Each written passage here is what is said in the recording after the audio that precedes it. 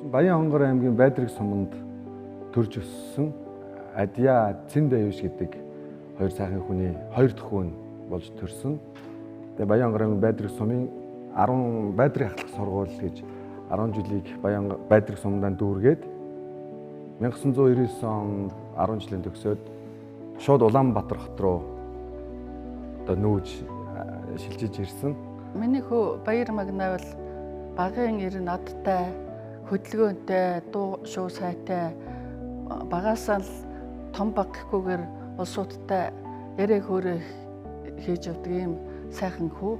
Би дээрээ 3 ахтай өссөн. Тэгээд миний ах нарын одоо дундаас хамгийн одоо сэргэлэн цовоо хамгийн их одоо ажилсаг. Манай хүн чи ер нь бол зан чанар нь бол айгуу тийм зөөлөн. Тэгээ гаднаас нарахад бол нэг юм яриасаг салбалч юм шиг юм хамаагүй яриатай юм шиг боловч нөгөө өөрийнх нь яг зан чанар цаад юмд бол их буур суурьтай. Тэгээд ер нь юмд их төлөвлөгөөтэй ханддаг. Ямар сандал битэр чинь анх одоо эргэж эхлээд 8 жилийн дараа одоо хамтдаа аль биесээр хөрнө игээд хүүхдтэй болоод өөрөө ч гэсэн ярьдаг гэсэн нөгөө анх битэр чинь нийлчээл хоёулаа одоо би яг 30 настай одоо хүүхдтэй болоод амьдралаа тэгшлэн гээд тэгдэг байсан. Тэг яг тэрнийхээ одоо үйлдэлээр одоо яг амныхаа бэлгээр гихчээр яг тэрүүгээрээ бит хоёр чинь 8 жилийн дараа аль биесээр хөрнө игээд тэгээ хүүхдтэй болж исэн. Тэгээд манай хүний хувьд бол ер нь юмд айгүй тийм чин сэтгэлээсээ ханддаг. Аав маань миний хүү ус засах дуртай юм чинь өсчин болох уу аав төлбөрийн төлөе гэж намайг өсчин болох анх санааг маань хэлээд энэ тэгэнгүүт нөгөө манай сумын цэрэнгийн амар тогтох гэдэг одоо манай багш байдаг. Манай дээд үеийн залуу байдаг. Залуу маань Монгол улсын Монголын өсчин голсдын холбооны ерөнхийлөгч тэргүүн цогцлмаа багш дээр ажилдаг байсан. Тэгээ амар тогтох дээр бид нэр үсээ суулгаж очдог. Үс засагч нэрэж гоё юм шиг санагдаал. Дахин очиод намайг нэг юм сэтэл төрөөд л байсан. Амраа өгч маань өсчин хүн чинь өсөнд айгүй байн гоё явдаг штэ гэж нэг үг хэлжсэн. Тэгээд ер нь би өсчин болъё гэд цогцлмаа багшийнхаа сургалтанд суугаад. Тэгээ 1999 онд одоо анх манай Адьягийн Баяр Магнай гэдэг залуу Баянхонгор аймгийн залуу өсчин болохоор орж иж ирсэн. Тийм сайхан түүх байдгийг би шууд нэг онлайн хичээл сураагүй шууд ус засаад эхэлсэн хажуу талаасаа хүмүүс гуугаад л шууд усны машин бариад эхэлчихсэн анх цогцлмаа багш Магнай эндээ үлдэж ажиллаарай гэж шууд нэг ажлын санал аваад эхэлсэн. Тэгээд цогцлмаа багшийн хоббинд цоо компанид өсчингээр анх удаа ажиллаж эхэлсэн байдаг. Тэгээд цогцлмаа багшийн мар судалгааны төв дээр өсчингээр ажиллаж байж байгаа манай амраа багш маань Солонгос өсчингийн газар нэгдээ тэнд ажилд оруулаад за нэг дахиад нэг жил шахуу ажиллаж байх хугацаанд тэмцээнд ормоор санагддаг байсан. Тэмцээнд орохын тулд би надад багш хэрэгтэй ямар нэгэн сайн хүн дагжиж хүн сурах хэрэгтэй гэдэг сэтгэл зүй байсан. Тэгээ тэр олон багш нар байдаг байснаас Цэрэн хаан багшигаа бол хайж эхэлсэн. Цэрэн хаан багшийн багш нь миний багш бас Сумья Сүрэн гээд цогцлмаа багш дээр цуг ажилладаг байсан. Мастер өсч байдаг. Сумья эгчэд хэлээ та Цэрэн хаан шав дээр намайг ажилд оруулаад өгөөч гэж буугаа. Тэгээ цэгийн эгч дээр очиод ажилд орох гэсэн чинь өөрөө нэг тийм хошигнолоор хошигндаг хүн анх шин салонд нь очиод Цэрэн хаан эгч дээр эднээс дотоод байх нь юу байх вэ гээд шууд нэг юмаа хийгээ эхэлдэг байхгүй. Тэр үе чинь бас л классик катал одоо сая навар болсон классик катал хийж сурч ирсэн үе. Тэгсэн энэ өнгөрөө бацааныг авахгүй гээд нөхөртөөгөө ярьсан байх. Анх Магнай 2001 онд манай өсчингээр орё гэдээ анх ирж исэн. Тэгэхэд анх орж ирэл би чаддсан штэ. Юу байсан чаддсан штэ гэж хэлээ. Тэр тухайн үед тэр чинь 24 жилийн өмнө гэсэн үг л дээ. Тэгэхэд чинь яасан онгороо хүүхдээ энэ ч одоо яасан онгороо гэж бодоод анх нэг өсчингээр авахгүй гэж хэлж исэн юм. Тэгээд намайг нэг өглөө явуулсан чинь чамайг ажил авахгүй гэдэг ямар шалтгаантай юм би мэдэхгүй ингээд баг гараа хөөгдөө гараад талбай дундуур алхаад тээврийн төвчөөр алхаж явахдаа нулимс байж яагаад намайг болт юм болоо би ямар адаа гаргасан юм бол би үгүй сурахыг хүсээд байгаа шүү дээ гэдэг нулимс туслуулаад яваад Сумья эгч дээр очиж ховлж исэн. Нөгөө Сумья гэд манай нэг хүүхдийн 100 дэс эгч байдیں۔ Тэр эгч надлуу залгаад миний охин энэ чинь магнаач айгүй сайн хүү байхгүй юу? Буцаага тэрийг ажилд авчаач гэж хэлээд тэгээ анх магнаагаа 2001 онд өсчингээр анх авч яасан. Тэгэл анх хэлэхдээ би чадна штэ. Юу байсан чадна штэ гэдэг үг нь ястай тэгэл харуулсан да. Анх Цэрэн салонд ажилд ороход манай эхнэр чимгээ маань маникюр хийдэг байсан. Тэгээд тэр үед л эхнэрээ анх харсан шүү дээ. Ямар гоё ямар хөөрхөн эмэгтэй вэ гэж харж байсан. За бид хоёрын хувьд болохоор Цэрэн салонд анх хоёлаа ер нь танилцчихсэн тэнд цугтай ажиллаад тэгээд ажиллаж байгаа хугацаанд нөө тэмцээнд ороод манай дүү болохоор манекенаар нь орж исэн. Тэгээд дүү маань одоо тэр тухайн үед чинь бол яг хүн дээр одоо нөө тэмцээн уралдаан хүний өсөн дээр тэмцээн уралдаан хийдэг гэсэн. Бид гурав чинь цуг хамтдаа бэлтгэлээ хийдэг. Гатнаа маань үнэхээр надад маш олон медалуудыг авч өгсөн. Бас одоо дэлхийн аварга болоход маш одоо дэм болж исэн. Одоо намайг маш сайн сургасан модель маань байдаг. Би маш их баярлж явдаг надаа. Тэгж тэмцээнүүдэд хамтдаа байнга явж хамтдаа оролцсноо одоо бие биентэйгээ одоо тасаад гэдэг юм уу одоо тийм өрхөж эхэлсэн байгаа. 2001 оноос тэмцээнд орж эхэлсэн. Сүхбаатар дүүргийн тэмцээнд анх ороод Сүхбаатар дүүргийн тэмцээн дээрээс мөнгөн медаль хүртэж байсан. Тэр Сүхбаатар тэмцээнд ороод мөнгөн медаль хүртсэн маа намайг хурцлаад 2002 онд улсын аваргад орох одоо дэлгүүр минь болсон. Тэгээ анх 2002 онд улсын аваргад анх биднес цуг би мастрын төрөл магна өсчингийн төрөлд анх ингээд тэмцээнд орж байхад анх ороод гран-приг авч ирсэн. Өсчин болж байхдаа улсын аваргын одоо мөнгөн медаль, хүрэл медаль авна гэдэг нь бол надад маш их тийм одоо мөрөөдөл байсан. Тэр мөрөөдөл маань даваад ингээд гран-при шагналт одоо биелсэнд маш их баярлж одоо хүртэл мартагдчихгүй сайхан дурсамжууд маань үлдсэн байдаг. Үүнээс хойш 2003, 4 он жил дараалал нь тэмцээнд ороод дандаа би хүрэл медаль, мөнгөн медаль ч юм уу тэгээд алтан медаль гэж юус авч чаддгүй. Тэр алтан медалийг авсны араас одоо улсын аваргын алтан медаль гэдэг медалийг авсны дараа би дэлхийн тэмцээнд явна гэдэг надад нэг тийм бодол байдаг байсан. Бүхэл мэрэгжлийн одоо Монголд болж байгаа тэмцээн орлонд байнга оролцдог. Байнга оролцож явдаг. Энэ бол бас манайд аюул том одоо энэ том амжилтын нэг том үндэс болж гисэн. Тэмцээнд орж маш олон жил ороод яваад байдаг байсан. Тэгээ нэг хүссэн алтан медаль авч чадахгүй яваад байсан. Эрэгтэй үсээр ороод авч чаддгүй. Тэгэнгүүт нөө бодлоо. Эмэгтэй үсний секторт эмэгтэй үсний тэмцээнд эмэгтэй үсээр тэмцээнд ороод ер нь төрүүлэх магадлал нь ямар байх ингэж өөрийгөө сорж үзээд тэгээ Хүрлбаатар багш Балжин ям гэдэг манай одоо эмэгтэй үсний секторт багшилдаг байсан.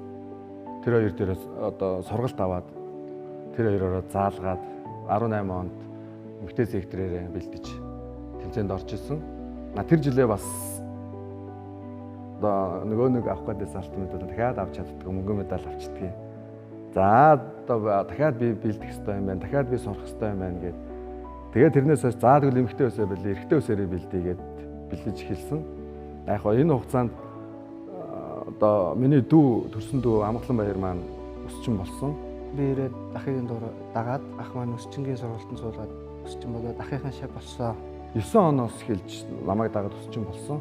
Тэгээд дүүгээ одоо сурахын тулд би маш олон газар бас оруулж ирсэн. Тэгээд ах маань намайг туршлага хөрвүүлэлт өөр салаануудаар их явуулж их сурах сайн сургасан. Манай ах тэмцээнд ордог байсан. Ахыгийн дагаад өсчин болсны хэмжээ тэмцээн уралдаанд орё гээд тэмцээн уралдаанд орж эхэлсэн. Тэгээд дүү маань яваад тэмцээнд ороод туршлагатай болоод эхэлсэн чинь миний хажууд нэг хүн тэмцээний үс засаал байгаа байхгүй. Тэнгүүт намайг сэтэлжүүлээд идэг. Тэнгүүт дүүгээ дагаад буцаж дүүдээ шав ороод. Тэгээ хоёулаа цуг бэлдээл дүүгээрээ заалгадаг болоо дүү маань тайралтаа зааж өгөөд сэнсний техник би ч нэг шинэ хийдгүй байсан учраас одоо манекен талон дээр бол би ч одоо мэдлэггүй байж идэг. Тэгээд энэ тэмцээнд ороход дүү маань маш их нөлөөлсөн. Одоо намайг дахин тайзнаа авцарлаа гэдэг шиг дүү маань үнэхээр хурцлсан. Тэгээ хоёулаа хамтдаа бэлдээд 18 он, 19 он гिजिтэл нэг ковид гараад дараагийн тэмцээн маань ингээ хойшлогдоод тэмцээнд орохгүй бүх 20 цээр тогтоосон. Тэр үед хүн боломжийг бол маш сайн ашиглах хэрэгтэй гэж би өөрөө бодоод бэлтгэлээ бол тухайн үед бол маш сайн хийсэн. Өдөр болгоныг тогтмол цагт ирээл 2 удаа 3 удаа хийчихэл гэртээ хараад ингээд энэ айгүй олон хоногор бид нэр хориотой байсан учраас бэлтгэлийг бол маш сайн хийсэн. Баяр магнаа бол ёс зүйтэй, хэлийгснээ хэлждэг, ихтэйцээ хүндэлдэг, өөрөө чамбаа, нямбаа маш мундаг залуу. Манайх чинь юм чамбаа, нямбаа санаачлагч, манлайлагч хүн.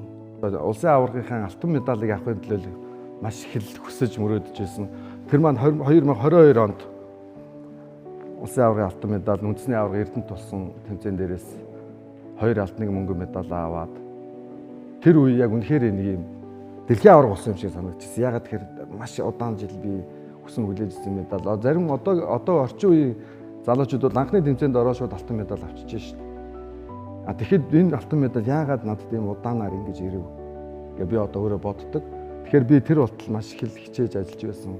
Магнагийн маань хувьд үнэнхээр тууштай, хичээл зүтгэлтэй, шудраг, шулуун ингээд харилцахад одоо үнэхээр маш амар хүн байдаг. Тэгээд мэдээж өнгөрсөн жилүүдэд одоо тэр маань хөдөлмөрлсөөр ирсэн, хийж бүтээсээр ирсэн. Тэгээд хийж бүтээсэн тууштай байсныхаа үр дүн ерөнхийдөө бол энэ жил амссан байх гэдэгт одоо бүрэн итгэлтэй байгаа. 2 алтан медальтай хүн одоо яах вэ? Тэр оройноо шууд одоо би улсын аваргын тэмцээнд орохгүй. Одоо зодог тайлъя. Одоо залуучууд тухайн үед магнаах одоо ингээд тэмцээнд ороод ингээд биднэрт боломж олохгүй байна гэдэг ч юм уу ганц нэг хүмүүс тэгж маазарч ирсэн. Тэгээд би боддог байсан. За харин би нэг дотроо бодож байгаа юм чи алтан медаль авчвал би ингээд болох гээд байдаг. Тэгээд дотроо бодчоод олон юм ярилцгүйгээр өнгөрөөдөг байсан. Тэгээд тэр оройноо Эрдэнэтэд болсон тэмцээнд 2 алт авсан оройноо Монгол улс дахиж тэмцээнд орохгүй гэж зодог тайлжлаа. Тэгээд тэр үедээ бид нэр бас би бодож ирсэн бас зодог тайлж байгаа хүн бас нэг хүмүүст гарын бэлэгтэй ганц нэг өсчингүүдийг урамшуулчих гэдэг нэг тэмцээнд ордог хүсний пас гэнтэр бид нэр суглаагаар хүмүүстээ өгч одоо хүн баярлуулж ирсэн. За түүнээс хойш зодгоо тайлсан. Одоо дэлхий рүү явна гэд бодол төрөөд 2023 онд онлайн тэмцээн болоод дэлхийн аварга. Онлайн тэмцээнд ороод 4-р байранд ороод 23 онд онлайн тэмцээнд 2 төрлөөр ороод 3-р 2-р байранд ороод тэгээд дэлхийн аварга онлайн тэмцээнд дээр тэр креатив класс гэдэг засалтыг бид нар жоон дуршлагатай байсан учраас одоо л одоо энэ гоё хийж дэлхийн аварга болъё онлайнаар ч юм уу ингээд ямар нэгэн л гоё аварга болох мөрөөдөлтэй л яваад байсан. Тэгээ чадаагүй 3-2 дугаар байранд ороод за тэгвэл одоо би тайзан дээр нь очиж оролцох хэрэгтэй юм байна. Тайзан дээр яг өөрийн биеэр оролцож иж үр дүнгээ үзэх хэрэгтэй юм байна гэж бэлтгэлээ маш сайн хангаад тэгээд дүүтэйгээ нийлж бэлтгэлээ хийгээд баг хамт олонтойгоо те манай одоо шинэ холбоо маань байгуулагдаад жил гарсан болж байгаа алтан гар холбоо. Тэгээ манай холбооны тууцын манай удирдлагууд Японоос сая 24 онд бид нэр Польшоос багш авчирсан. Тэгээ тэр багш нар манд үнэхээр үр дүнгээ өгсөн, маш сайн сурсан бид нар. Тэгээд багш нар авчирсан хүн багшаасаа маш их сайн зүйлийг сурсан. Тэгээд бэлтгэлээ хангаж явсаар 2024 оны дэлхийн аварга болж багаар алтан цомын эзэд болоод ирсэн. Чимгээ бид нар Эрдэнэ чимэг бит хоёр одоо хоёулаа Камбожид хамт байсан. Яг хомцны шүүгчээр бид нар 40 хүнтэй Камбожд очиж бэлтгэл ажилдаа гарцсан яг маргааш нь олсон бид орохгүй байж хахад бид нар одоо энэ дэлхийн тэмцээний за чимгээ минь юу болж байна? За юу болж байна? За урчшөө нь юу болов? Өглөө юу болов гэж баян асуугаад сураг чимээ тавиад харин баяр магнаалыг алтгацсан шиг байна гэдэг ах юм. Тэгээд би тэр өгөөдөө ямар сони ямар гоё юм бэ? За яах вэ энэ ч одоо үнэн болтойгоо гэдээ хоёулаа сандраад бүр ингээд хаашаа яахаа мэдэхгүй Монгол руу залгаад энэ тэн рүү залгаад яг ингэхээс их үнэхээр хамгийн гоё баярт мэдээ байсан. Энэ бол дэлхийн давцанд аавынхаа нэрийг дахин дуудуулж Монгол улсынхаа далдваг цууратуулж байгаа мөч үнэхээр гайхамшигтай сайхан байсан. Тэгээд миний хоёр хүү хоёулаа явсан. Тэгээд хоёулаа дэлхийн аварга болсон. Тэгээд энэ хоёр хүүдээ үнэхээр их баярлж байна. Хоёр хүүгээрээ бахархаад баршгүй. Хамтдаа Монголын алтан гар өсчөнгөө өсөлттэй холбооны шин залуучуудтайгаа 24 оны дэлхийн аваргын тэмцээнд амжилттай орцоод ирсэн. Багийн эрэгтэй өсний багийн алтан цомын эзэн.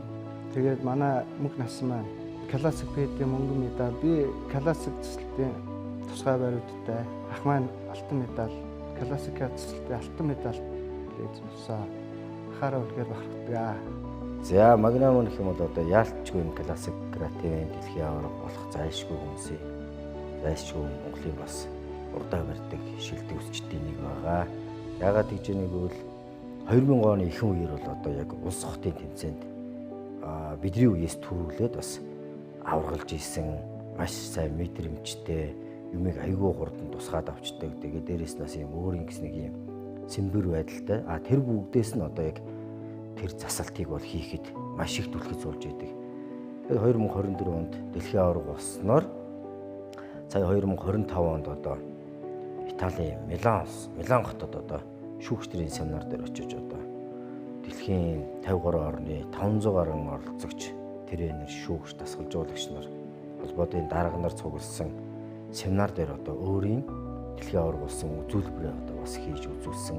Монгол улсдаа бас анх удаага одоо эрэгтэй үсээр тренер хийж үзүүлсэн бас анхны өсчин болсон бас магнадаа бас баяр хүргье. Тэгэд мэдээж дэлхийн тайзан дээр энэ хүн Монгол улсын нэрийг дуудуулаад ингээд гэлэлцэж одоо явааг нь харахад одоо Монгол улсын анхны educator буюу нүүр бодлогын educator-ийн хувьд ч гэсэн маш бахархан хантай одоо амар байсан.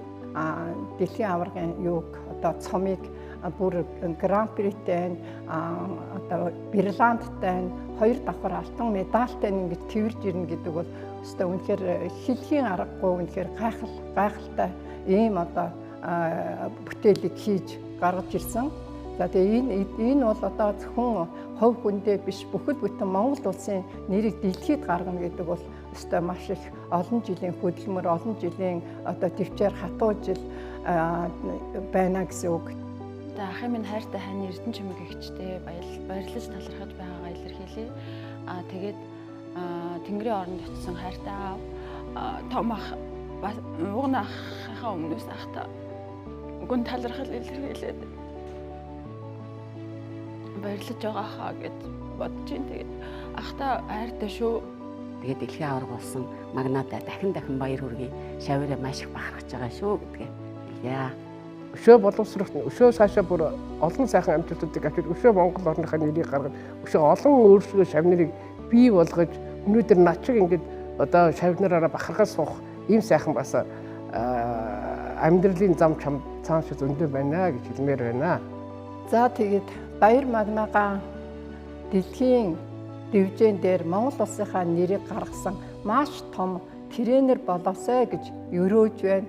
Хүүхдүүдтэй захиж хэлэхэд одоо дотроо бодолтой доороо сууртай гисгээд мөрөө харж яваарай гэдэг үгийг цаг ямагт санаж яваарай гэж хоёр хүүдээ хүсье. Ингээд хоёр хүүгийнхаа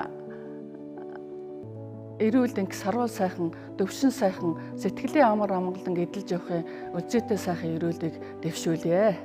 Хандаа үргэлж одоо ингээд хэлж чаддгүй. Ер нь бол ингээд ажлын хажуугаар ажил ихтэй байдаг ч болоо тэр юм уу тий байнга одоо хайртай шүү гэж хэлж чаддгүй.